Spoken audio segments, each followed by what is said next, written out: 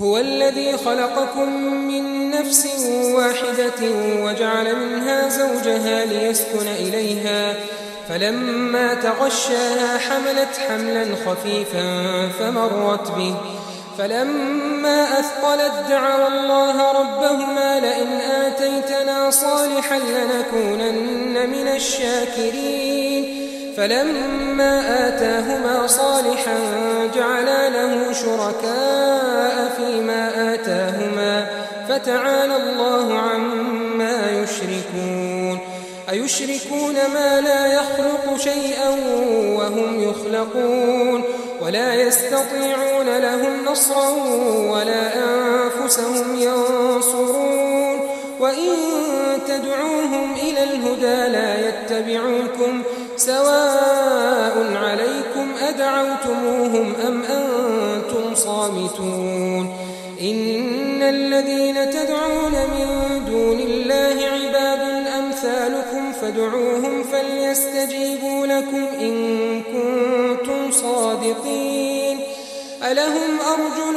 يمشون بها أم لهم أيدي يبطشون بها أم لهم أعين يبصرون بها أم لهم آذان يسمعون بها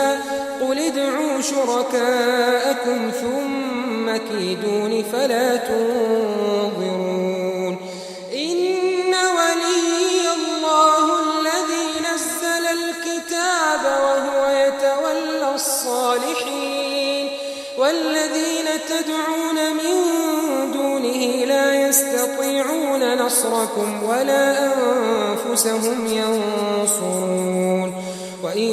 تدعوهم إلى الهدى لا يسمعوا وتراهم ينظرون إليك وهم لا يبصرون خذ العفو وأمر بالعرف وأعرض عن الجاهلين وإما ينزغنك من الشيطان نزغ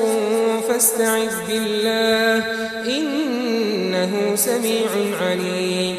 إن الذين اتقوا إذا مسهم طائف من الشيطان تذكروا فإذا هم مبصرون وإخوانهم يمدونهم في الغي ثم لا يقصرون وإذا لم تأتهم بآية قالوا لولا اجتبيتها قل إنما أتبع ما يوحى إلي من ربي هذا بصائر من ربكم وهدى ورحمة لقوم يؤمنون وإذا قرئ القرآن فاستمعوا له وأنصتوا لعلكم ترحمون واذكر ربك في نفسك تضرعا وخيفة ودون الجهر من القول بالغدو والآصال ولا تكن من الغافلين إن الذين عند ربك لا يستكبرون عن عبادته ويسبحونه وله يسجدون वो अल्लाह ही तो है जिसने तुमको एक शख्स से पैदा किया और उससे उसका जोड़ा बनाया ताकि उससे राहत हासिल करे। सो जब वो उसके पास जाता है तो उसे हल्का सा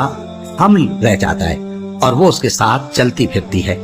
फिर जब वो बोझ महसूस करती है यानी बच्चा पेट में बड़ा होता है तो दोनों मियाँ बीवी अपने परवरदिगार अल्लाह से इल्तिजा करते हैं कि अगर तू हमें सही और सालिम बच्चा देगा तो हम तेरे शुक्रगुजार होंगे। फिर जब वो उनको सही और सालिम बच्चा देता है तो उस बच्चे में जो वो उनको देता है उसका शरीक मुकर्रर करते हैं। सो जो शिर्क वो करते हैं अल्लाह का रुतबा उससे बुलंद है। क्या वो ऐसों को शरीक बनाते हैं जो कुछ भी पैदा नहीं कर सकते और खुद पैदा किए जाते हैं और न उनकी मदद की ताकत रखते हैं और न अपनी ही मदद कर सकते हैं। और अगर तुम उनको सीधे रास्ते की तरफ बुलाओ तो तुम्हारा कहा न माने। तुम्हारे लिए बराबर है कि तुम उनको बुलाओ या चुप के हो रहो। मुशरिको